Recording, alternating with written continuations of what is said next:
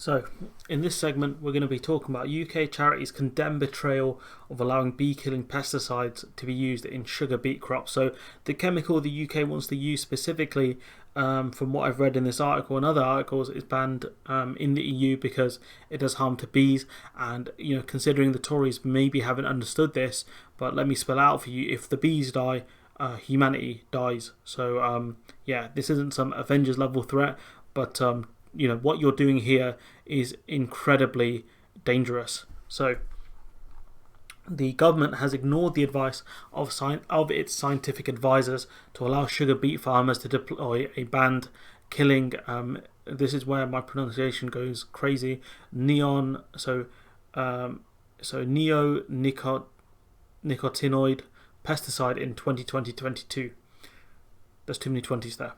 British Sugar has successfully applied for an exemption to permit the banned pesticide known as Cruiser SB to be used in England this year because of the threat to sugar beet posed by a virus transmitted by aphids. I think I've heard that word for that anyways.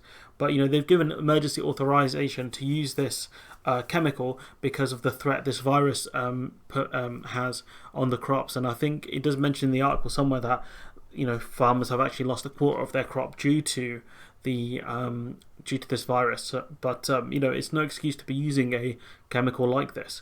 Announcing the decision, George Useless, the Environment Secretary, said that farmers would be forbidden from growing crops, flowering plants for 32 months after the beet crop to reduce the risk to bees, but admitted it was not possible to rule out completely a degree of risk to bees, and this is the case even with a 32-month exclusion. So these farmers, after using this chemical, won't be able to farm sugar beets for 32 months, which again, how are you going to enforce that?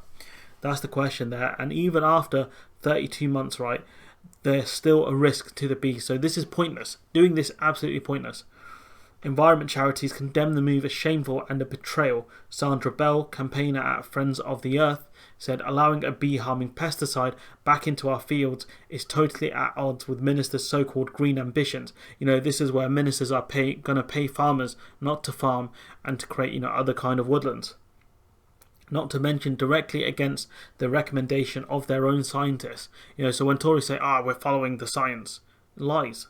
The decision comes just 2 months after the government enshrined in law a target to halt species loss by 2030. The problem is, if we lose the bees, we all die.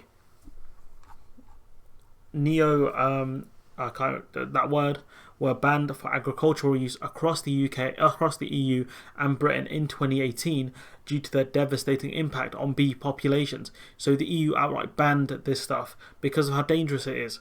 Tiny traces of these toxic chemicals in crop pollen or wildflowers damage bees' ability to forage and navigate. A recent scientific study found that even a single exposure to that chemical insecticide could significantly damage future generations able to reproduce. I mean, you're talking about affecting, maybe 5 or 6 years potentially of bees.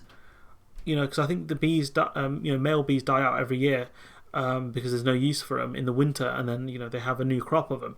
But this is just absolutely insane what the government are doing here. Like, do you not understand how important bees are to the environment? I don't get it. I really don't understand.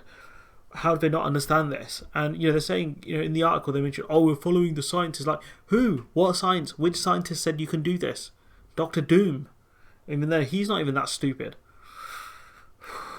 The exemption for Cruiser B was also granted in 2021, but was not needed because of the weather.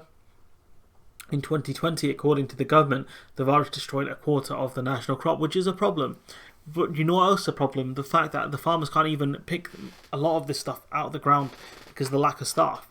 So, what the UK government should be doing here is, helping farmers directly with funds rather than allowing this pesticide to be used, because it's going to cause harm for maybe 5 years, potentially 5 to 10 years, and it's going to cause harm to other plants as well, because plants need bees. A DEFRA spokesperson said this decision has not been taken lightly and is based on robust scientific assessment. So, bro, show us the science. Show us, please. Show us the science. Who scientists? Which ones? What are their names? Tell us. To show us the peer-reviewed studies that you've looked at to authorise this decision, please. I'm asking you very nicely here, George. Where are they at? Or DEFRA spokesperson trying to say. I mean, this is just shocking stuff here from this government. Honestly, they don't care about the environment. People who say they do, they're frauds.